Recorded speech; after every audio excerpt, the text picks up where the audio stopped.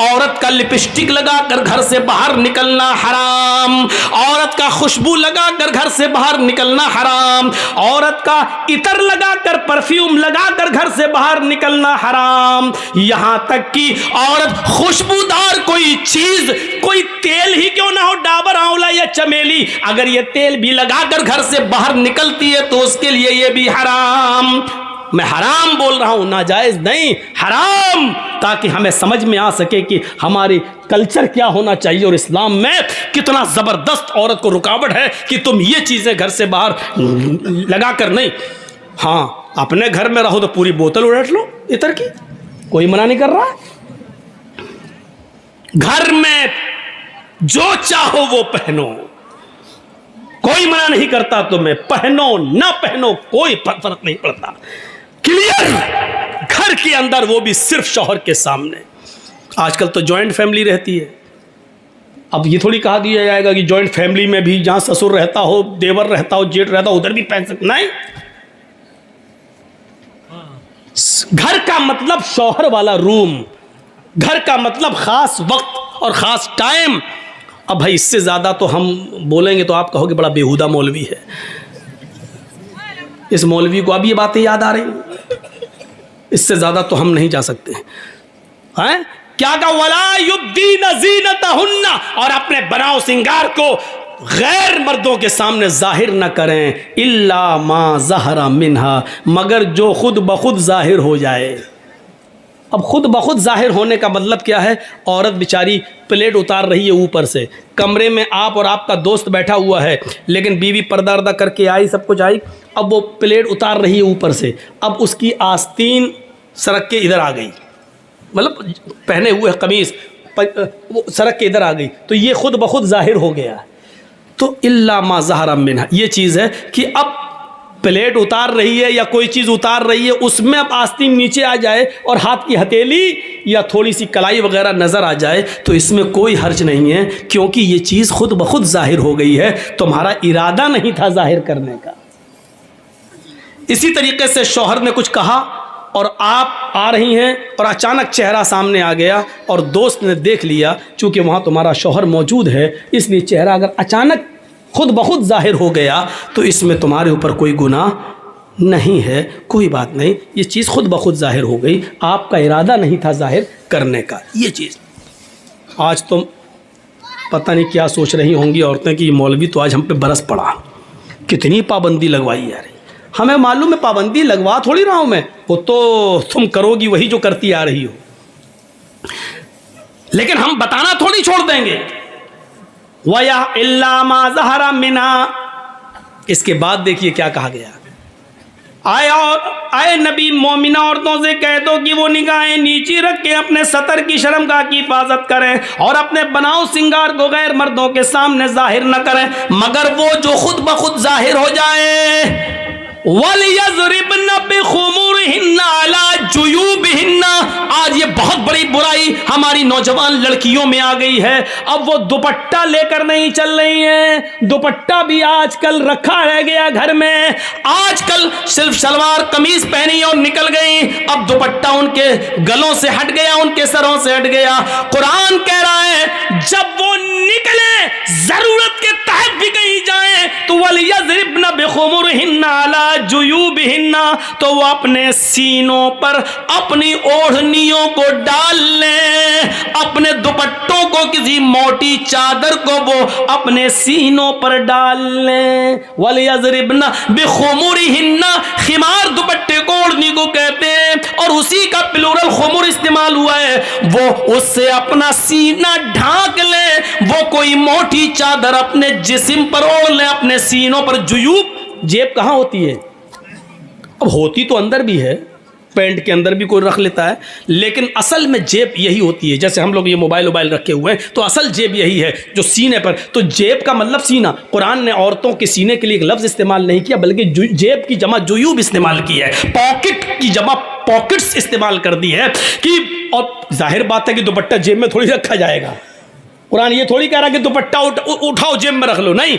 अला जुयूबिहिन्ना, चूंकि जेब सीने पर होती है इसलिए इसका तर्जमा ये किया जाएगा कि औरतों को हुक्म दिया जा रहा है कि वो अपनी ओढ़नियों को, अपनी चादरों को, अपने मोटे दुपट्टों को अपने सीनों पर डाल लें। आज ये बुराई हमारी माँ बहनों में आम हो चुकी है और ख़ास तौर पर नौजवान लड़की दुपट्टे को ओढ़ना अपने लिए आज लानत समझती है कि तो गला है, क्या दुपट्टा ओढ़े। आज वो बगैर दुपट्टों के बाजार में जा रही हैं, घूम रही हैं, स्कूलों में जा रही हैं। ये चीज़ ठीक नहीं। ये आयतें कुरान की आपके सामने चीख चीख कर कह रही हैं कि हमारा मुआशरा कैसा होना चाहिए।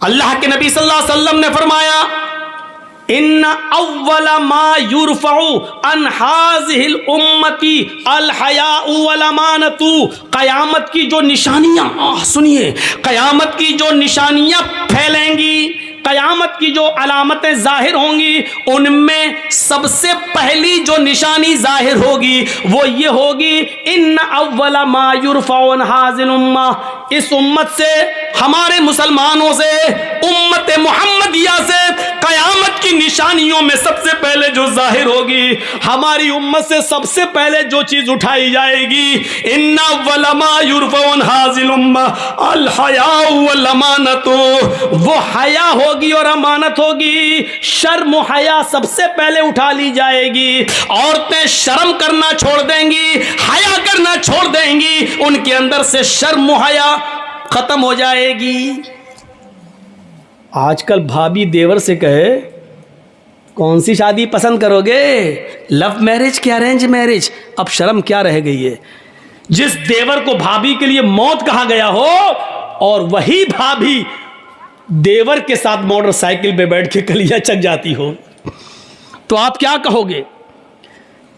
जिस बहनोई के लिए साली के लिए बहनोई को मौत कहा गया हो, वो साली अपने बहनोई की मोटरसाइकिल पर बैठकर या गाड़ी पर बैठकर मालदा और फरक्का जाती हो या कलकत्ता जाती हो, और ताज्जुब ये कि बेशर्मी की हदें पार करते हुए उस साली का बाप यानी ससुर अपने दामाद को खुद ये कहता हो और बीवी अपनी बहन को अपने शौहर के साथ खुद भेज देती हो, तो फिर शर्म और हया रह कहां गई है। सुनना पड़ेगा, ये सख्त जुमले हैं, सुनना पड़ेगा, तुम्हें नहीं तुम्हारे बाप को भी सुनना पड़ेगा, क्योंकि ये हक, ये अथॉरिटी, ये पावर मुझे इस्लाम ने दिया है जो मुझसे कोई नहीं छीन सकता है। मेरे भाइयों, जिस तरीके से देवर की बाइक पर भाभी का बैठकर जाना हराम है, उसी तरीके से बहनोई के साथ साली का मोटरसाइकिल पर और गाड़ी पर बैठकर अकेला सफर करना भी हराम है। दोनों मुजरिम हैं और इस्लाम की नजर में दोनों गलत हैं और दोनों हराम हैं।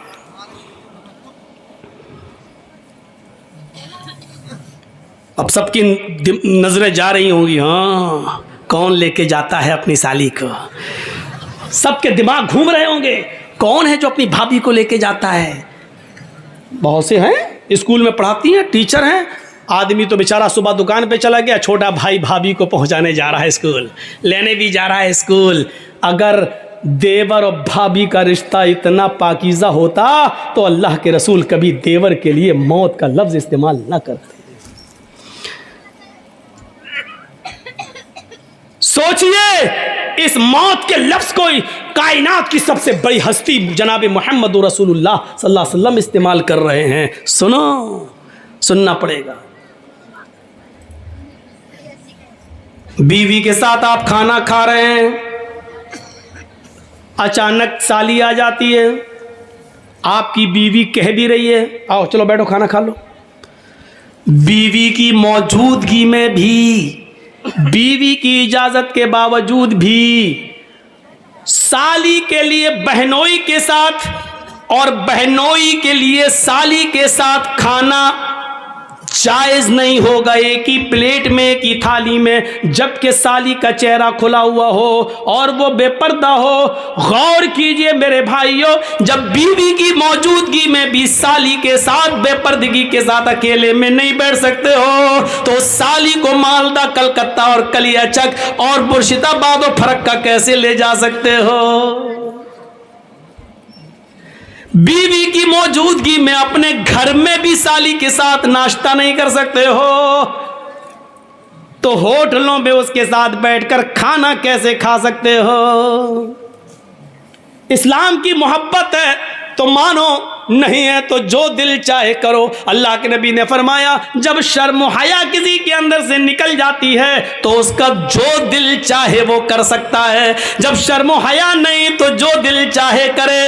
अब उसके ऊपर कोई चीज नहीं रह गई। जब शर्म हया ही नहीं रही, अल्लाह के नबी चीख कर कहते इन अव्वल मा युरफउ अन हाजिल उम्मत अल हया वल अमानतु, हमारी उम्मत से सबसे पहले जो चीज उठाई जाएगी वो हया है। शर्म में सबसे पहले ये दूर कर दी जाएगी। आज शर्म हया बिक चुकी है, नीलाम हो चुकी है। शर्म हया नाम की कोई चीज नहीं रह गई है। शर्म हया नाम की कोई चीज आज बाकी नहीं रह गई है। आज लड़के और लड़कियां एक साथ गुफ्तगू करते हुए, साइकिल चलाते हुए, बातें करते हुए जा रहे हैं। ये शर्म हया नाम की कोई चीज नहीं रह गई है। वो एक दौर था, मेरे भाइयों, कि जंग जमल के मौके पर जब हजरत आयशा एक जगह पर बैठी हुई थी और हजरत अली में जंग हो रही थी। हजरत अली रजी अल्लाह ताला अन्हु ने एक रुका, एक पर्चा, एक नोट लिखा और नोट लिखकर हजरत आयशा के भाई अब्दुर्रहमान को दिया और फरमाया कि ये अपनी बहन आयशा को देकर आओ, इसमें मैंने कुछ चीजें लिखवाई हैं। हजरत आयशा को वो पसंद आ जाए तो मुझे बता देना। इसमें हमने कुछ मशवरे लिखे हैं, हजरत आयशा अगर उन मशवरों से खुश हो जाए तो मुझे बताना।